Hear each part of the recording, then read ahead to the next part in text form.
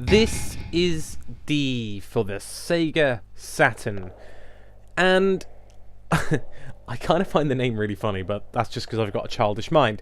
But this is D. It's effectively a point-and-click game. It's by the same developers as Enemy Zero, and that game is fantastic. But this one's obviously a little bit earlier. This is like their sort of first foray into it, and this game kind of resembles Bram Stoker's Dracula in a sense, or sort of more like a modernized version. And in saying that, I've kind of given away like a massive spoiler in the story if you haven't played it, so I apologize, but so we'll just push that to one side and we're just going to ignore I said anything about that.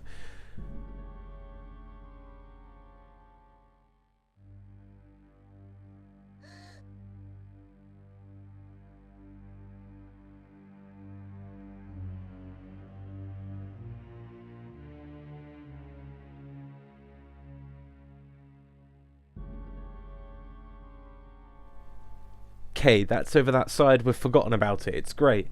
So yeah, the game literally is fully generated FMV sequences, and like I said about a point and click game, because obviously the gameplay is you sort of turning left and right, going forwards, backwards, and pressing A effectively on certain items. Like in one part of my playthrough, I click on the mirror and something happens, you know, stuff like that, and then I open a door and then something happens.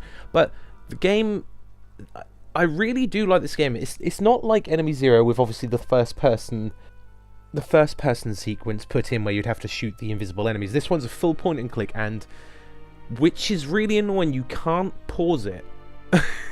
It's like a full 2-hour game and there's no pause, no nothing, no save. You have to play straight through.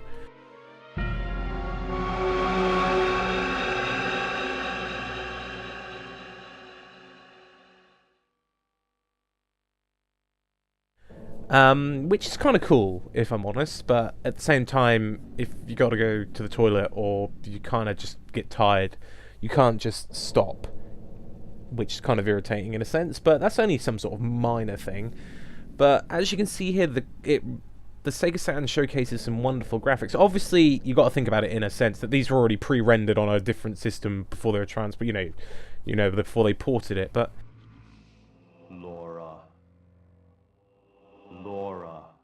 I think it really does showcase what the Sega Saturn, again, was capable of, because everyone was always like, oh, it can't do 3D, it's not as good as the PlayStation. Shut your mouth, that guy over there in the corner. Don't say that, because we love the Sega Saturn on this YouTube channel, so shut your mouth. Laura, go back. You must not cross over to this side.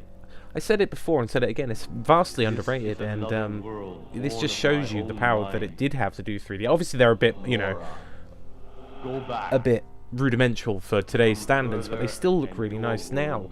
And I find this game really engaging. It is such a good game.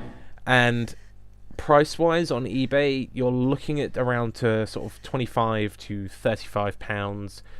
Dollars-wise, that'd probably be a bit more. It'd probably be like $40, $50. I'm not 100% sure what the sort of currency conversion would be, but you get where I'm going with this.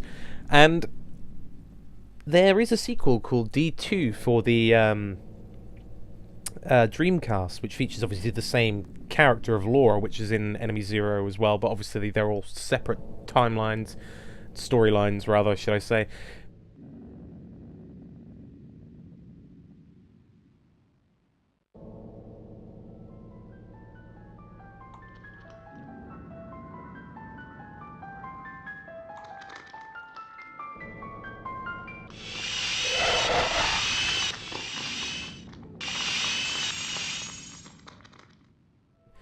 I wouldn't recommend having beer whilst playing this, because you'll probably pass out and then your Saturn would power down and then you'd have to start the whole game again.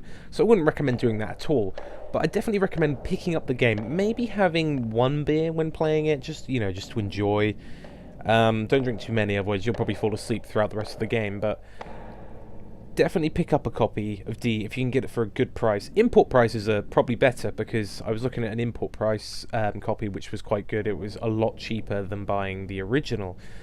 Fortunately, I already bought the original, so that's kind of my fault. I should have looked in the imports first. Don't make the same mistake as I did.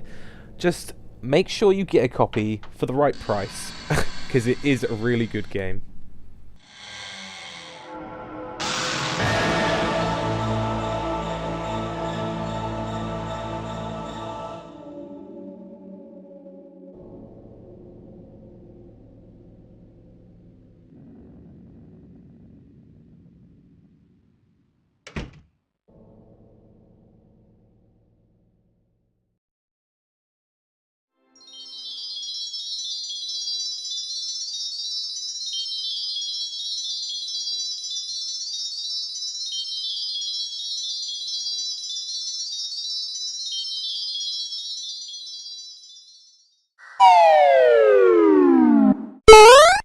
What could possibly go wrong?